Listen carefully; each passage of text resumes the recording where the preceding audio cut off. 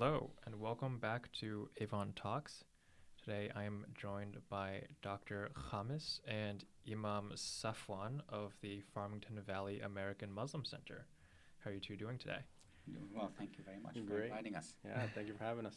So, for those who aren't incredibly familiar with the American Muslim Center, could you quickly tell us a little bit about what it is generally, what you guys do? So, the Farmington Valley American Muslim Center, or as we like to call it affectionately FVAMC, is the only Muslim center in the Farmington Valley.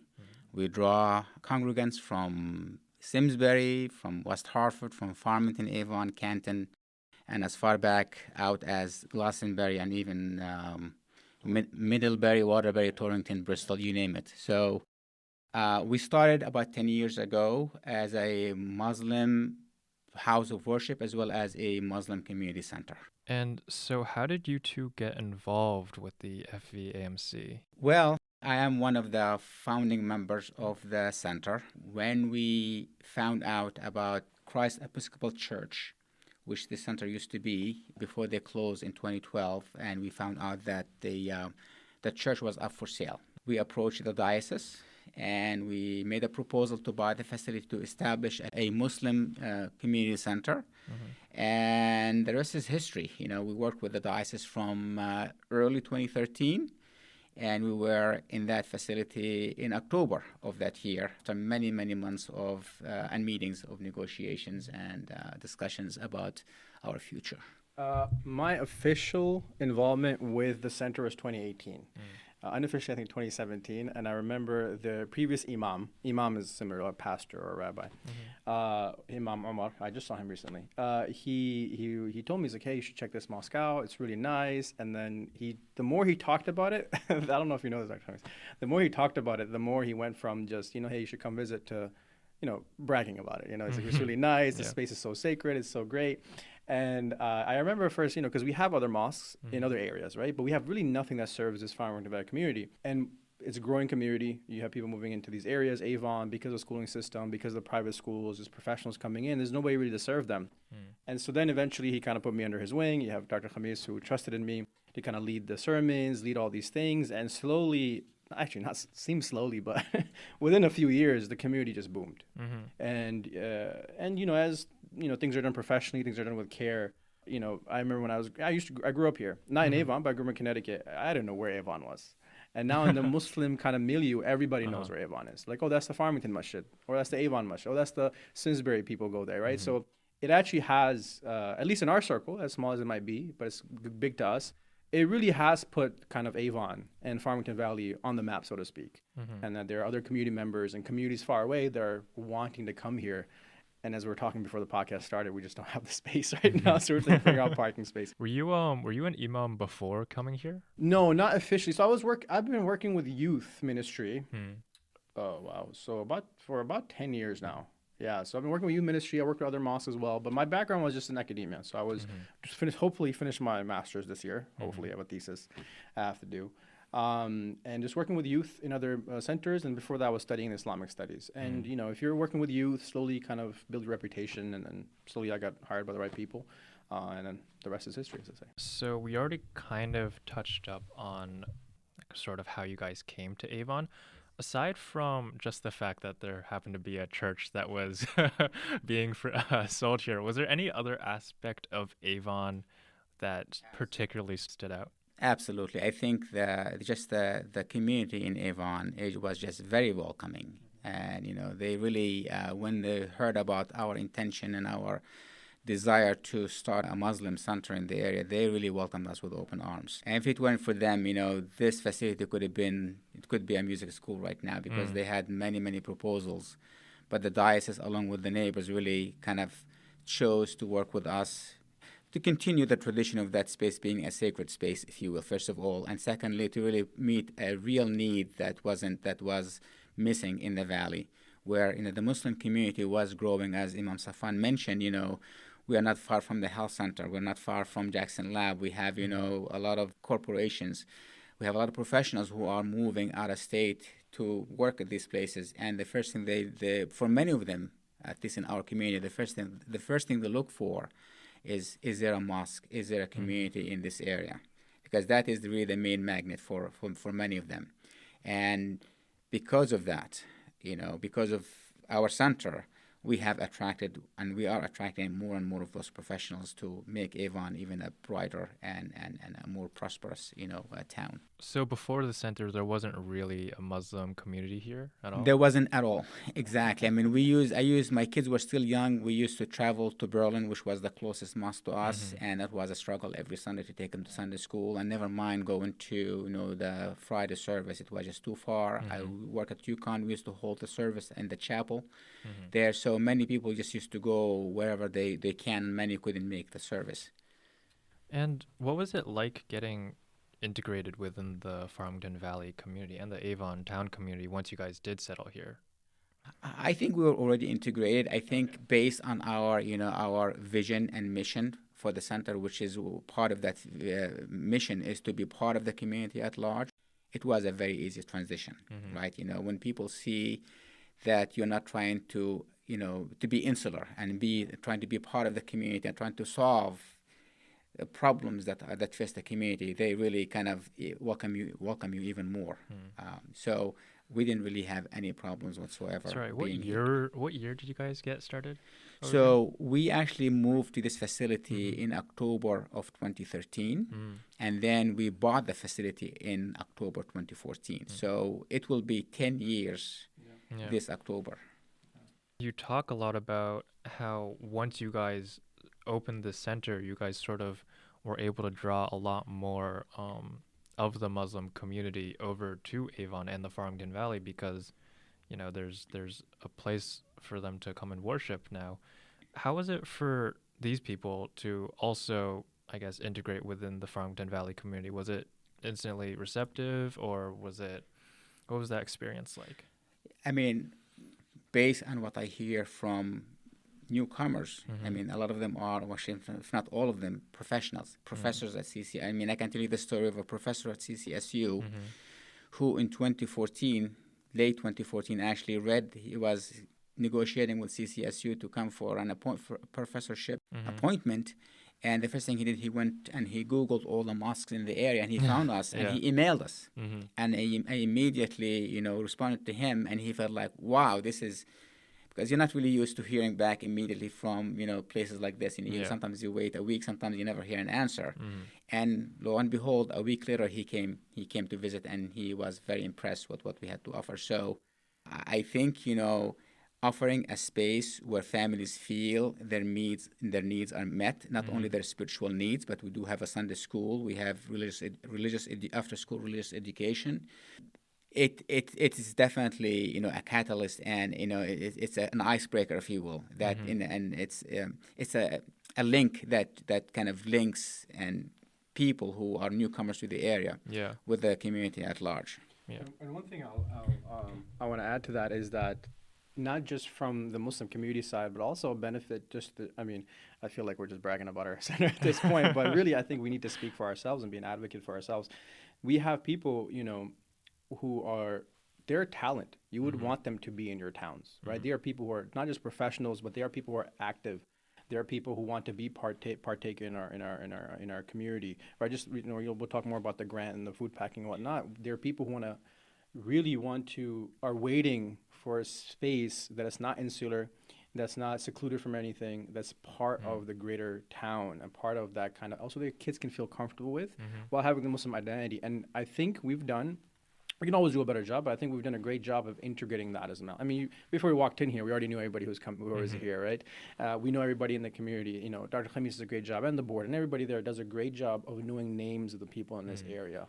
And that's been really part of our focus, and that's really, we want to let people know and let them also be aware of the fact that this is a plus to have the center for not just Avon, but also the Farmington Valley area. So you guys are like everywhere right now. Ever since you got here, you guys have been trying to get your name known and your presence felt in as many aspects of the town and community as possible. Yeah, I mean, we are not trying just to put our name out there. I mean, the need is there. I mean, let me tell you that the advantage we have over other mosques who have been established, long ago, is that we actually had a vision and we had a mission before we even started, which is to create the American Mosque.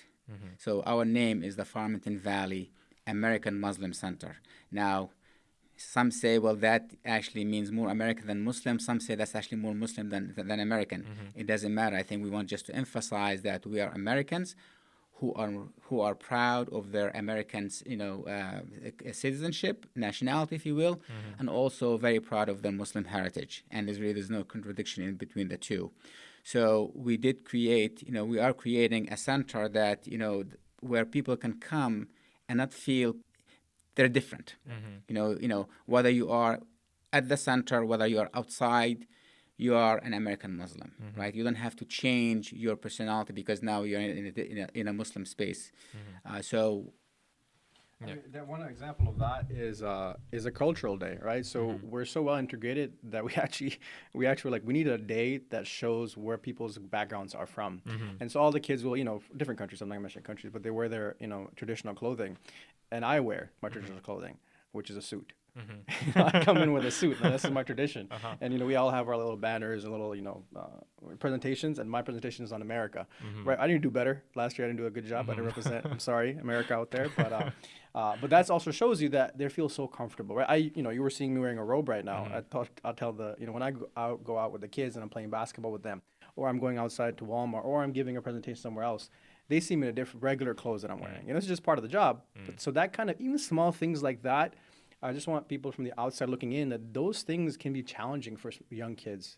When I say young kids, I mean younger than 30, 40, right? It's hard for them to really integrate the identity. What does it mean to Muslim? Well, if you come to our society, we're already talking to other youth. You're already part of our society. We have, we're in talks with, we sent out letters to the school system before Ramadan started.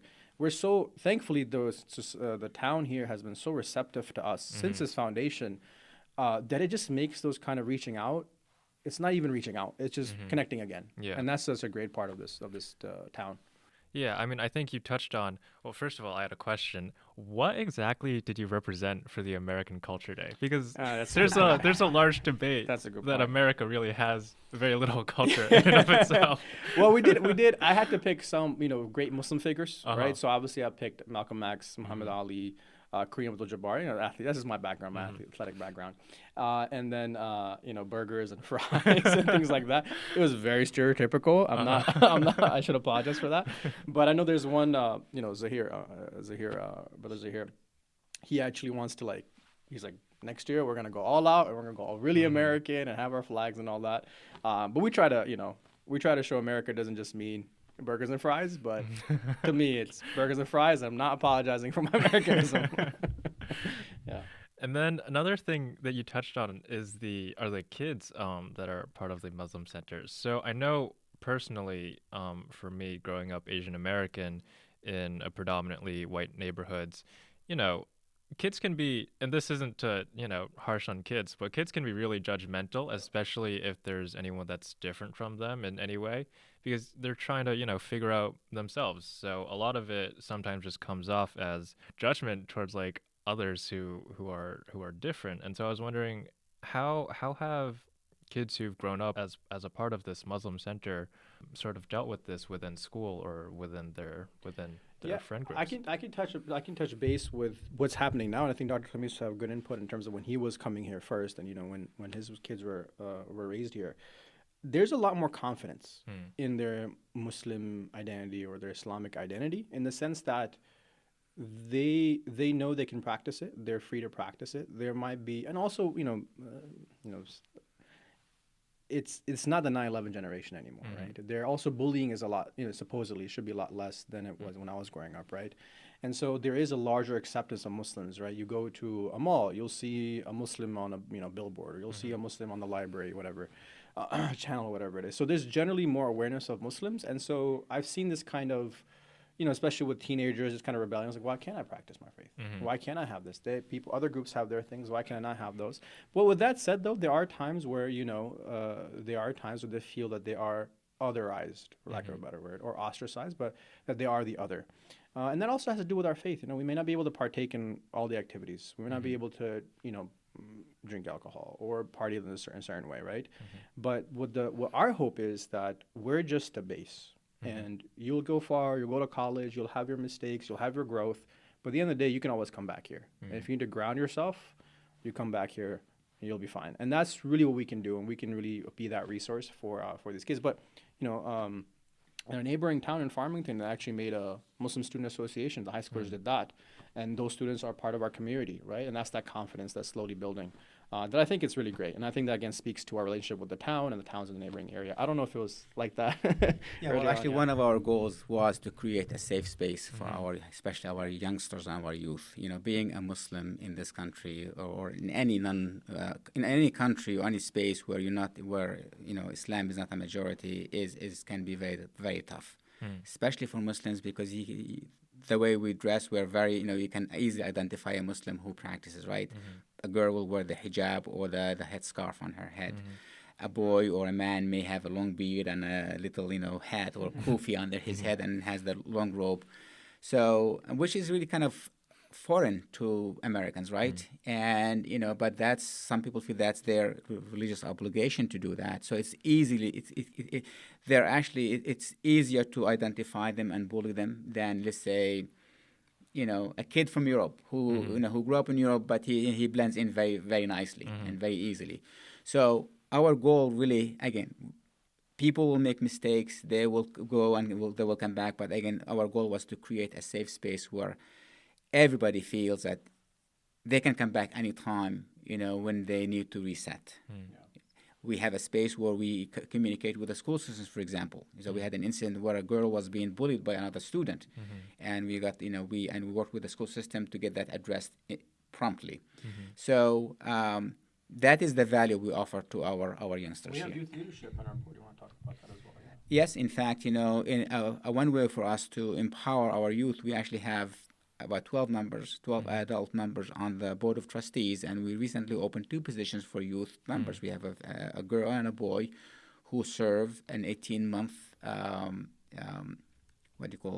tenure, if you will, just to expose them to and really kind of groom them and teach them how to be a leader. Because at the end of the day, our generation is going to pass on, and somebody will have to step up and take the baton and move on. Yeah. And for them to teach us, I'm learning all the time from them. So I know you guys already sort of touched on how it was sort of the Farmington Valley Muslim Center that brought a lot of the Muslim community to Farmington, and so it plays a pretty central role within the day-to-day lives of the Muslim Americans who live within this community. I was sort of wondering more about what do you guys do specifically day to day though that really helps people come together? Well, I'm glad you asked, because our religion is it's not something you go to the mosque or to church once a week or a certain. We actually have to pray 5 times a day, and we have to pray no matter where we are. We are encouraged to pray in a mosque whenever possible. So our mosque is actually open almost 24/7. We have a code to get in that all of our members know, and they can go in any time of day or night and worship. So we do have congregational prayers 5 times a day. We do have after school programs for the children, religious education. We have Sunday school that has been very successful and actually is full and will be starting this Sunday. We have the Friday service that attracts record numbers now.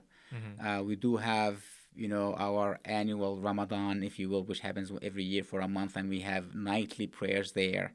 We do have monthly potlucks to bring the community. We are very, very. The place is always. There's always something happening at our place. And I can give you a little anecdote. Is as an imam, you're always a jack of all trades, right? Master of none. But it's I would have a day where I would go from teaching very academic, how to pray and how to fast, very academic, very worship-based rituals to a few students, adults. Then on the same day, I was on a call with a non-Muslim who was interested about Islam and our viewpoints, and she worked in like some sort of laboratory, and it was very interesting. Then I had premarital counseling, and then that day I also had to teach 6, 7, 8 years old, and then I had to teach high schoolers, all in one day.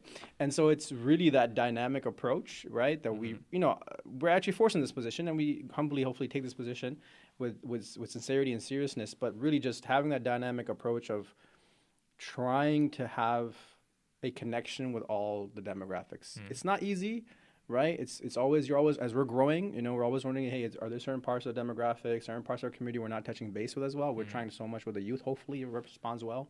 But there's always that, we want to be a service to the people. And that's part of our faith. Part of our faith is that our leaders, we're both in leadership position here. We are supposed to be servants, right? And it's supposed to be in our tradition. There's a tradition that says the best of leaders is the best of best of servants, right? And that's hopefully. We all have our mistakes and we forget. Yeah. We kind of get high on our head a little bit, but really that's our whole point of even having the center, right? Dr. Khamis can tell you about the obstacles they faced throughout this entire process in 10 years.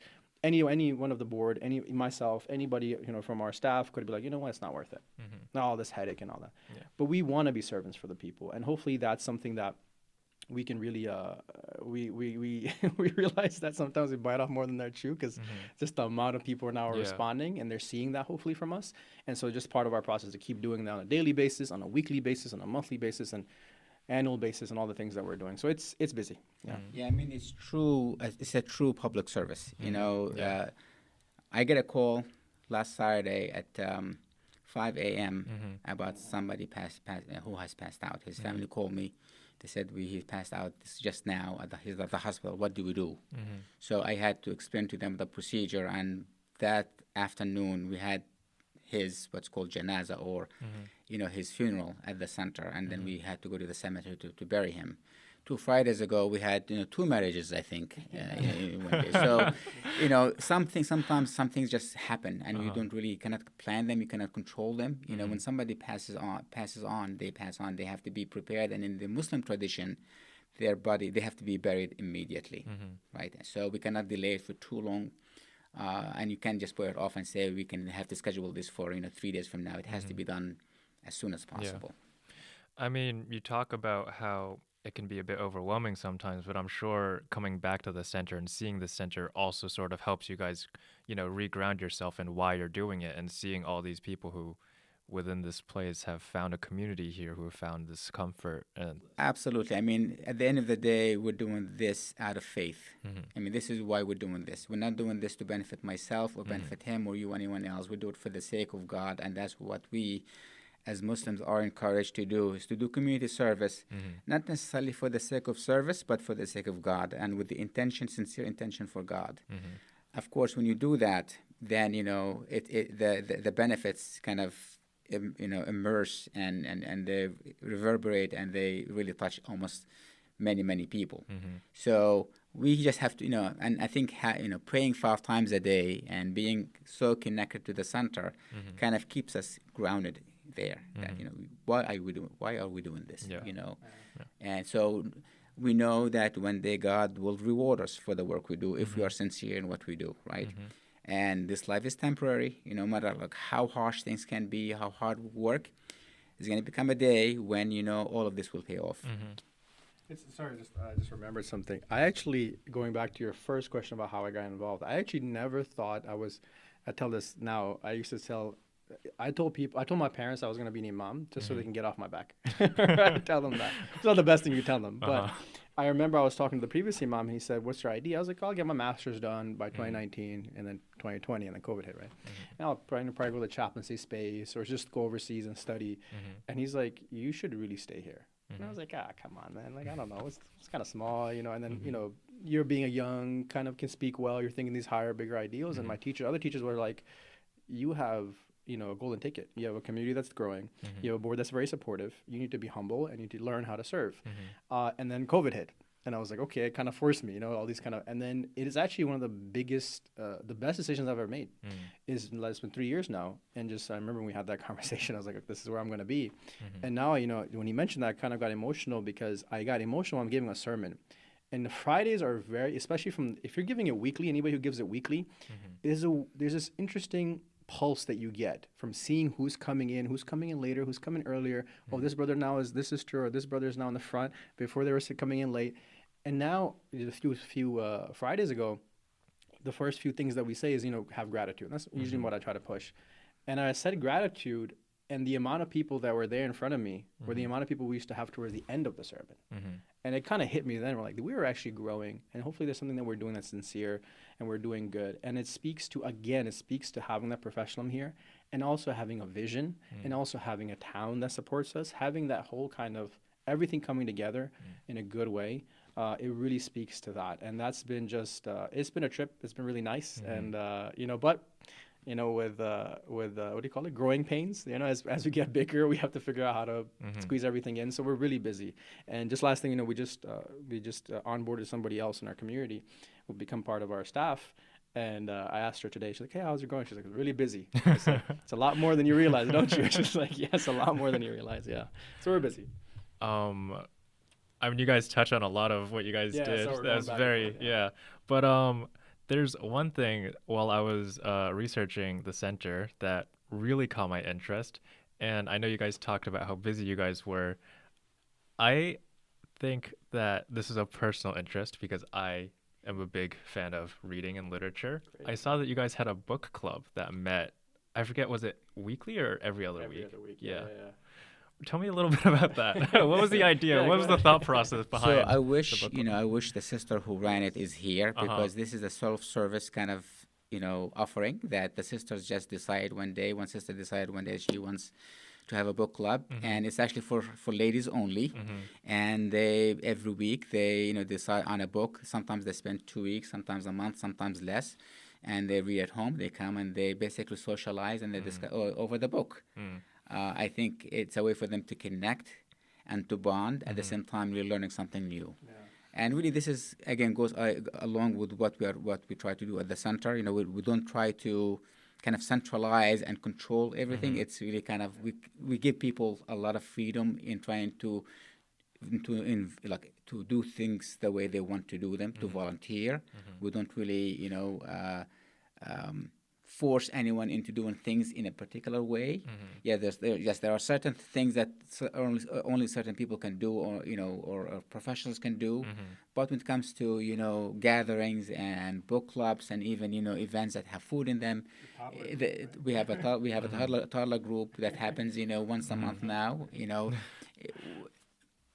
It's a facility that we want to be have used like 24/7. That's really that's at least my goal. Yeah. A building that's empty is no good. I mean, at the end of the day, it's a building. It is not the building that makes a community. It's the people that come to that facility. It is what's happening inside that facility that really makes a community. So you guys talk a lot about your community work, and it's pretty self-evident at this point the amount and the extent, the amount of work that you're doing within the American Muslim community within the Farmington Valley.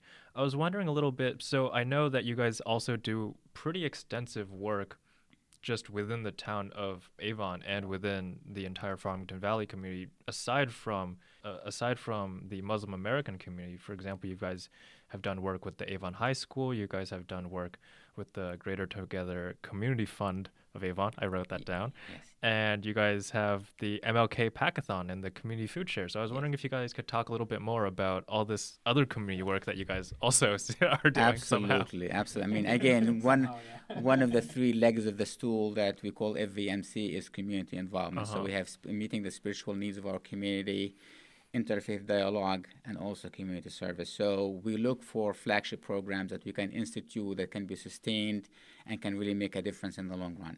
So one of them is the mobile food share, where we partnered with the Avon Social Services food share, where we have the food share truck, if you will, comes to our facility every other Tuesday, and they distribute food items. We have 75 to 80, unfortunately, older adults from the Farmington Valley who come and receive food assistance. And you would think you live in Avon in the Farmington Valley that we are an affluent community here, but we do have that segment of the population who are food insecure, and they come and they receive, and we're very honored and grateful for being in this position to help and make a little difference in their lives.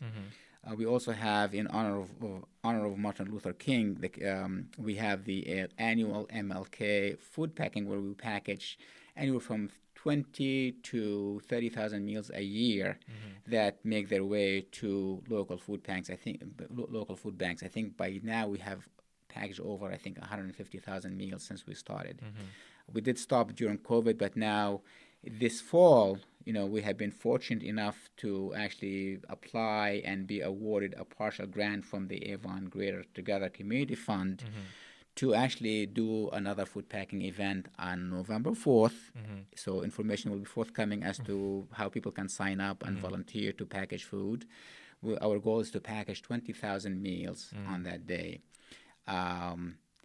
That's really one of the events I like the most, because it really attracts many non-Muslims. Many of them have never set a foot in a mosque. Some of them might come in, with some apprehension, not knowing what to expect, and then we immediately put them at ease, and they actually don't want to leave. Some of them, and past events have attracted, over 200 people from 20 different organizations and churches. The Lions Club, the Rotary Club, you name it. This church, that mosque, that synagogue, you name it. So those are just two of the really the activities we do with the town. Prior to COVID, we were in negotiation with the Malta House to bring a mobile clinic to our center, and we were this close to make it happen. Then COVID hit, and we haven't been able to reignite that. So we are still going to try, and I think that's another service that if you can make it happen, will make a difference in the community. And you guys have also done work with the Avon High School and the Police Fund. Could you tell me a bit about the work you did there, I guess? Yes, so we actually had the bike ride this year for the first time with the Avon High School, where they had students from the high school who visited different places of worship. I think they went to a church in they went to a synagogue in West Hartford. They went to a church, I think St. Anne in Farmington, Avon. Then they ended up at our center, where they learned about Islam and Muslims and diversity, and it was a very successful event. Again, our goal really is to educate people about what Islam is, who Muslims are, because as you can imagine, there has been a lot of stigma even before 9/11, but obviously it got much worse after 9/11. And we can go on TV and tell people that Muslims are peaceful, Islam is good, but until people can see it in action, it's really hard to convince. So really, our way, this is one of our goals, is to just educate the community in general about Islam and Muslims and their role, in the society. Well, to wrap up, do you guys have any upcoming goals for the organization, or things that you'd like to see in the future for the American Muslim community within the Farmington Valley and the United States, or maybe even things that you'd like to see the Farmington Valley community or the United States have towards Muslim Americans within the country? I would hope that we would be a model center for other communities who want to establish similar, venues and who want to embark on similar endeavors. Definitely, the mobile clinic is one of our goals that we want to establish to become another signature program that we can really maintain and can make a difference in the community. We are not perfect. Our goal is to continue to really improve and become better and do more. I don't feel that we're doing enough for the community, and there's always room to do more, and that's all we can do. Just to try to be better, do more, and that's all I think God is asking of us, right? To do the best we can. I would say it's a big question. It's a big question to end on. And you're talking to Imam, who gives a sermon for a living, so might be another 40 minutes. But I would say, one of the kind of phrases that one of our teachers here has said often, and it's, come as you are to Islam as it is. And if every let's just forget just America, and just if every citizen of Avon and the Farmington Valley wants to see Islam as it is, we really want them to know that we have an open door and open heart policy. And how many people we've seen over the last 10 years, and he's seen it from the last 10 years, maybe from the last 5, 6, 7 years, they come in and they're like, this is the first time I've been in a sacred space. And I tell them, I know you're a little apprehensive, we're also apprehensive because we want to make sure you're comfortable, Mhm. and you want to make sure that you're not uncomfortable, and we have this weird kind of apprehension. No, Mhm. let's all be comfortable. Let's all come here. And how many of them, after just you're talking about the high schoolers who came, how their eyes were wide by the end of it. They're like, wow, we never knew about this, and this is so cool, and this is so and so. And that kind of feedback and that response is really the passion that you hear from both of us, really. I can give a sermon anywhere, right? I have options to go somewhere else. But that, when you see people who may not come to the mosque, they see a service, they see Muslims not just in the center, but maybe they see a person who goes at work who's part of our center. And so that kind of rubs off to them in a good way. And so like, hey, I knew this person, he was working at the Yukon Health Center, or he's working at the, laboratory and whatnot. He's such a great character person. And he seems to have, he's always thinking about his family, or he's always thinking about this thing and that thing. And where does that come from? And then for that person to say, well, I have a really good community in our town, And the last thing I'll say is that, in the beginning, I used to hear this, we moved here because of the education. I used to hear this all the time in the beginning. And then something changed, perhaps during COVID, because there were so many people. And I said, what made you move here? And they would look me in the eye and they says, because of this mosque, because of the center. And I said, no, get out. You're just saying that because I'm the imam. I was like, no, we really finalized our decision. Yeah. And so things like that really kind of keep us going. And so I would hope that people listening to this can reach out to us, right? Our website is open. Anybody wants to reach out to us. How many people reach out to me? And I say, how did you get to know our contact? I wrote in Muslim Center, and you're the first ones that popped up on Google. And that would be my hope, that we keep increasing that. And I would hope that all other centers can be that kind of beacon where people can come in as they are to Islam as it is. That's what I would love, But it's a easy phrase, but it requires a lot of work. Yeah. All right. Well, I know you guys are busy, so you guys have to get going. Thank you so much for doing this podcast. I know this wasn't technically an ad, but you guys did a really good job at advertising the center. We're very passionate. We're humble. So thank also. you so much. And I hope to be able to talk to you guys soon, maybe down the road when more of these projects have come, more parking lots have been built, and you guys are up and on your way. Thank you All so right. much. Thank you so much. Thank you for having us. This podcast is an Avon Historical Society production, edited by me, Ethan Guo. Special thanks to Priscilla Marshall for the graphics. If you'd like to support this podcast, please subscribe and leave a review on Spotify, Apple Podcasts, YouTube, or wherever else podcasts are downloaded. Want to be featured on a future episode or stay up to date with the podcast newsletter? Feel free to reach out to us at avontalksahs@gmail.com. For more on the Avon Historical Society, visit www.avonhistoricalsociety.org.